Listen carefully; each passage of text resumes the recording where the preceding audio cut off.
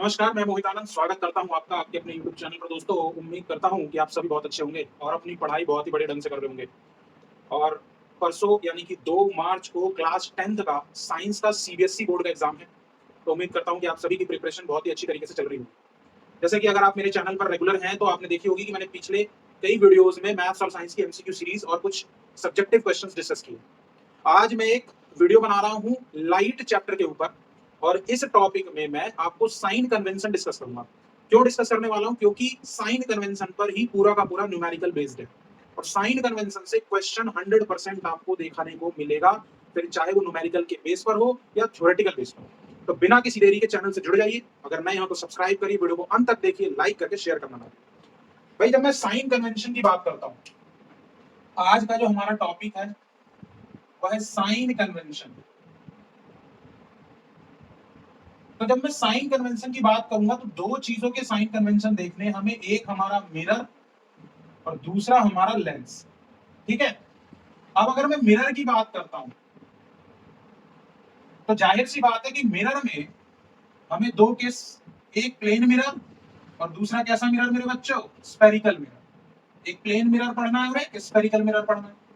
तो plane mirror के बारे में जो चीजें हैं वो तो मैं आपको बता ही दूंगा। पहले मैं आपको ये बताता हूं कि स्फेरिकल मिरर में साइन कन्वेंशन का क्या रोल है। भाई, ये मैंने एक कॉनकेव मिरर लिया है। कॉनकेव मिरर जिसका इनवर्ड सरफेस जो होता है वो रिफ्लेक्टिंग होता है और आउटवर्ड सरफेस जो होता है वो पॉलिश होता है। ठीक है। आप सभी जानते हैं कि ये जो रिफ्लेक्टिंग सरफेस है, इसका जो सेंटर पॉइंट होता है इसको हम पोल बोलते हैं। ठीक। और क्योंकि ये एक स्फेरिकल मिरर है तो इसका एक सेंटर ऑफ कर्वेचर, और सेंटर ऑफ कर्वेचर और पोल का जो मिड पॉइंट होगा उसको हम कहते हैं फोकस। फोकस क्या है? फोकस वो पॉइंट है जिस पॉइंट पर लाइट की रे रिफ्लेक्ट होने के बाद मिलने वाली। अब जब मैं साइन कन्वेंशन की बात करता हूं तो दो डायरेक्शन होते हैं। एक डायरेक्शन होता है जिसको हम कहते हैं डायरेक्शन ऑफ इंसिडेंट रे। आप सभी इंसिडेंट रे से परिचित हैं। इंसिडेंट रे का मतलब है कि जिस दिशा में लाइट की रे इंसिडेंट हो रही है उस मिरर के ऊपर। और दूसरा डायरेक्शन होता है direction opposite to incident ray. Incident ray की डायरेक्शन के अपोजिट दो डायरेक्शन। ये जो लाइन है जो पोल, फोकस और कर्वेचर से होते हुए जा रही है, इसी को हम प्रिंसिपल एक्सिस बोलते हैं। ठीक। अब क्या क्या हमें फाइंड करना है, कैसे क्या करना है वो देखिए। अगर आप कोई भी चीज, कोई भी डिस्टेंस मेजर कर रहे हैं और मेजर कर रहे हैं उस डायरेक्शन में जो कि इंसिडेंट रे की डायरेक्शन है, तो आप उसको प्लस कंसीडर करेंगे। लेकिन अगर आप कोई भी डिस्टेंस मेजर कर रहे हैं लेकिन इंसिडेंट रे की डायरेक्शन के अपोजिट, तो आप नेगेटिव लेंगे। जैसे कहने का मतलब है हमें क्या क्या चाहिए। एक तो ऑब्जेक्ट डिस्टेंस, समझिएगा बात, इसको हम किससे रिप्रेजेंट करते हैं? यू से। दूसरा हमें क्या चाहिए? इमेज डिस्टेंस, जिसको हम किससे रिप्रेजेंट करते हैं? वी से। तीसरा चाहिए फोकल लेंथ, जिसको हम किससे रिप्रेजेंट करते हैं? एफ से। तो ये तीन चीजें चाहिए। अब ऑब्जेक्ट डिस्टेंस, इमेज डिस्टेंस और फोकल लेंथ, ये सब जो मेजर होगा, ये सब जो हम मापेंगे, मेजर करेंगे, कहां से करेंगे? पोल से करेंगे। ऑब्जेक्ट की डिस्टेंस पोल से नापना है, इमेज की डिस्टेंस पोल से नापना है, फोकल लेंथ पोल से नापना है। समझ में आ रहा है कि नहीं? क्योंकि पोल और फोकस के बीच की दूरी को ही फोकल लेंथ कहते हैं, ये बात समझिएगा। तो फोकल लेंथ पॉजिटिव होगी नेगेटिव, ये तो मिरर पे डिपेंड करेगा। मिरर कौन कौन से हैं? एक है कॉनकेव और एक क्या है? कॉन्वेक्स। अब कॉनकेव है या कॉन्वेक्स, इसका फोकल लेंथ क्या होगा वो अभी आऊंगा। पहले ऑब्जेक्ट डिस्टेंस की बात कर लेता हूं। हमारा जो ऑब्जेक्ट है, आप जानते हैं कि ऑब्जेक्ट हमेशा मिरर के सामने ही होगा, कहीं भी हो सकता है, वो मिरर के केस पे डिपेंड करेगा। तो जब ऑब्जेक्ट कभी भी सामने होगा, ये मान लिया हमने ऑब्जेक्ट, तो जो हम ऑब्जेक्ट की डिस्टेंस मेजर करेंगे वो पोल से करेंगे, यानी ये वाली दूरी ऑब्जेक्ट की डिस्टेंस होगी। हाँ बोलना पड़ेगा। अब आप कहां से मेजर कर रहे हो? पोल से। किस तरफ? ऑब्जेक्ट की तरफ। तो कौन से डायरेक्शन में चल रहे हो आप? Opposite to the direction of incident ray. तो ऑब्जेक्ट की डिस्टेंस हमेशा क्या होगी? नेगेटिव होगी। ये क्यों बता रहा हूं, क्योंकि जब न्यूमेरिकल आएगा तो न्यूमेरिकल में साइन नहीं दिया रहेगा, लेकिन जब आप अपने आंसर शीट में इन वैल्यू को लिखेंगे तो आपको विद साइन लिखना पड़ेगा। प्लस का साइन तो अगर आप नहीं भी लगाओगे तो कोई दिक्कत नहीं, लेकिन नेगेटिव साइन अगर आपने मिस कर दिया तो आपको पता है कि एक छोटा सा माइनस का साइन आपके पूरे न्यूमेरिकल की धज्जी उड़ाने के लिए काफी है। तो ऑब्जेक्ट डिस्टेंस हमेशा नेगेटिव रहने वाला है, फिर चाहे आपका मिरर कॉनकेव हो या कॉन्वेक्स। क्यों? क्योंकि ऑब्जेक्ट हमेशा मिरर के सामने ही होगा। अब जो इमेज है, आप जानते हैं कि इमेज बिहाइंड द मिरर भी बन सकता है और फ्रंट ऑफ द मिरर भी बन सकता है। इस बात से आप परिचित हैं।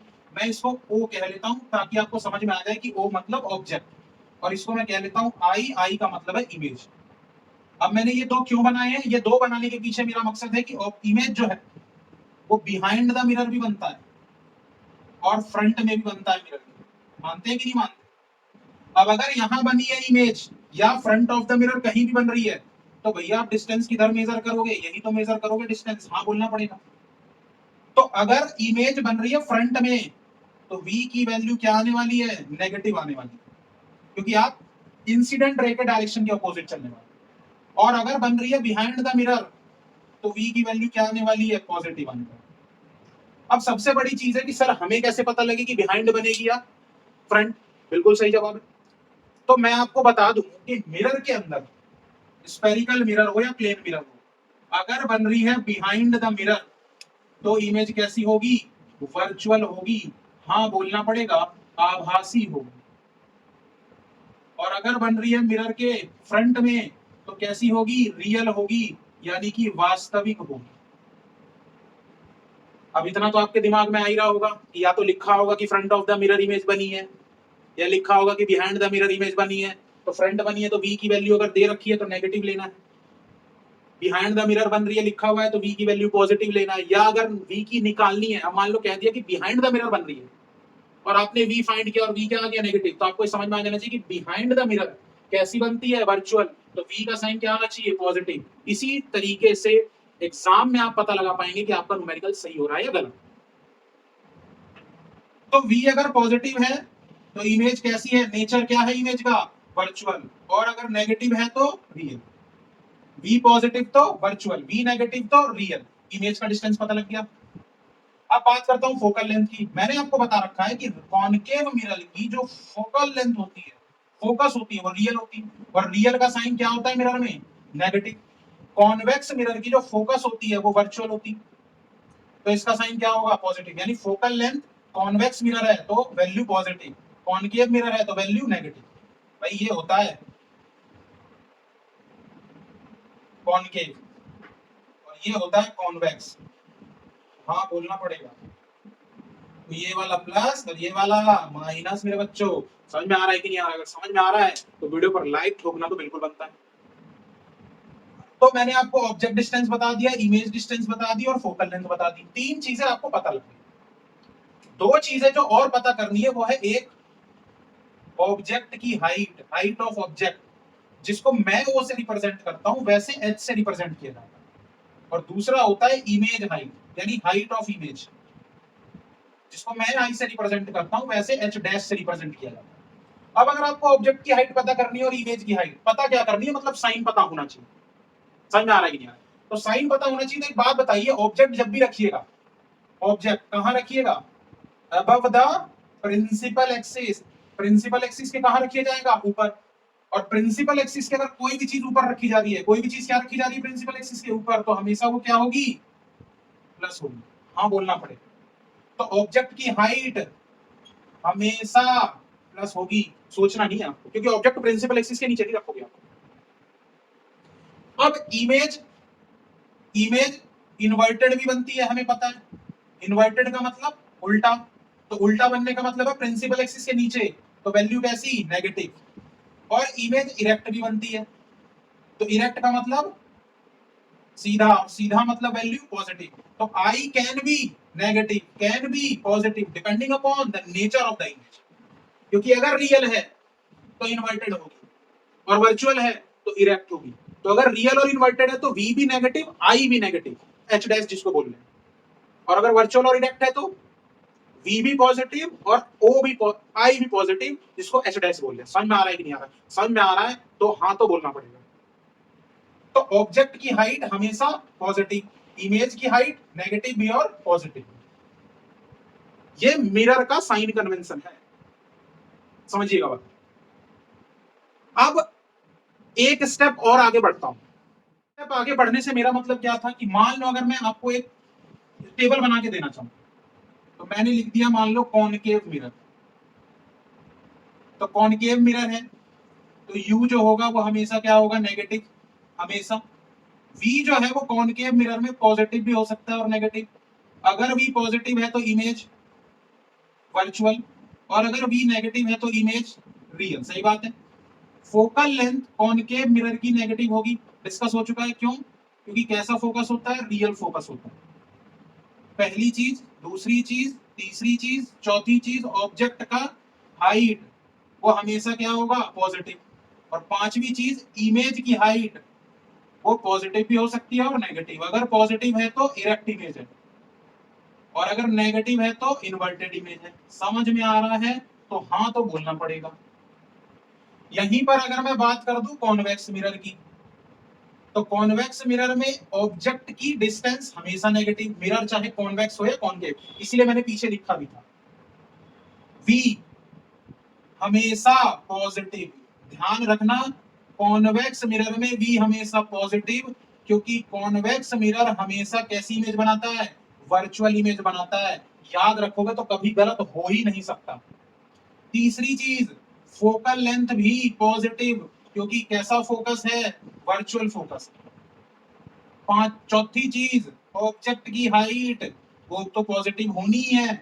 और पांचवी चीज, इमेज की हाइट ये भी भैया पॉजिटिव क्यों होगी, क्योंकि इरेक्ट जो बन रही है, यानी कि इमेज बन रही है सीधी और आभासी। हाँ बोल दो, उपाय नहीं है कोई, लाइक ढूंढ दो। ये तो कॉनकेव और कॉन्वेक्स का केस है। एक चीज और आता है मिरर के केस में, जिसको हम कहते हैं मैग्निफिकेशन। और इसके साइन कन्वेंशन में भी बच्चे बहुत गड़बड़ करते हैं, क्योंकि आप लोग मिरर फॉर्मूला तो जानते हैं, मिरर फॉर्मूला तो जानते ही हैं, 1/f is equals to 1/v plus 1/u। और इसमें साइन अब कैसे क्या करना है वो आप इस टेबल के जरिए या अभी जो पीछे वीडियो में चला उसके जरिए समझ गए। मैग्निफिकेशन कैसे खेलेगा, मैग्निफिकेशन जिसको हम m से रिप्रेजेंट करते हैं। मैग्निफिकेशन हमें क्या क्या बता सकता है, एक तो नेचर बता सकता है इमेज की, ऑब्जेक्ट की। एक हमें साइज बता सकता है, पोजीशन के बारे में भी काफी कुछ आइडिया दे दे।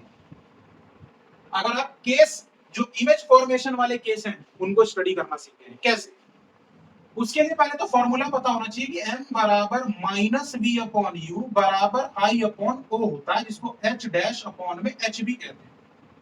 अब ये एक्चुअली में तीन फॉर्मूले हैं। कैसे, पहला फॉर्मूला m बराबर माइनस बी अपॉन यू, दूसरा फॉर्मूला m बराबर h डैश अपॉन h, और तीसरा formula minus v upon u बराबर h डैश अपॉन में h। तीनों में से कोई सा भी लगा सकते हैं, ये डिपेंड करता है कि कैसी कंडीशन दी गई है, वो फॉर्मूला आपको लगाना है, लेकिन है ये एक। अब ये जो m है ये अपने आप में एक कहानी है। कैसे है, m के पास दो चीजें हैं, एक उसका साइन और दूसरा उसका मैग्नीट्यूड। एक साइन और दूसरा उसका मैग्नीट्यूड। m का साइन पॉजिटिव भी हो सकता है और नेगेटिव भी। अगर मैग्निफिकेशन प्लस है, यानी कि साइन प्लस है, ये वैल्यू प्लस दे रखी, तो इमेज का नेचर होगा वर्चुअल और इरेक्ट। ये बात ध्यान रखनी है। जैसे कह दिया कि एक वर्चुअल और इरेक्ट इमेज बन रही है 3 गुनी बड़ी, 3 times virtual and erect images form, तो मैग्निफिकेशन +3 होगी। ये बात ध्यान रखना है, क्योंकि प्लस वो देगा थोड़े, उसने बोल दिया ना भाई वर्चुअल और इरेक्ट, तो जैसे ही वर्चुअल और इरेक्ट बोल दिया आपको समझ में आ जाना चाहिए कि m पॉजिटिव है, क्योंकि सर ने बताया था कि m की वैल्यू पॉजिटिव है तो वर्चुअल और इरेक्ट है। समझ में आ रहा है कि नहीं आ रहा? और नेगेटिव है तो दूसरा केस क्या है मेरे बच्चों, रियल और इन्वर्टेड है। हाँ बोलना पड़ेगा, उपाय नहीं है कोई। तो ये तो साइन की बात हो गई। मैग्नीट्यूड तीन तरीके के हो सकते हैं, m greater than 1, m equals to 1 और m लेस देन 1। अगर m 1 से बड़ा है, m की वैल्यू 1 से बड़ी है, तो मैग्नीफाइड इमेज बनेगी, यानी बड़ी। m 1 के बराबर है तो सेम साइज बनेगी, क्या बनेगी, सेम साइज। और m की वैल्यू x से छोटी है तो कैसी इमेज बनने वाली है? डिमिनिश्ड बनने वाली। अरे हाँ तो बोलना पड़ेगा। जैसे कि m का साइन हमें नेचर बता रहा है, m की वैल्यू हमें साइज का आइडिया देती है।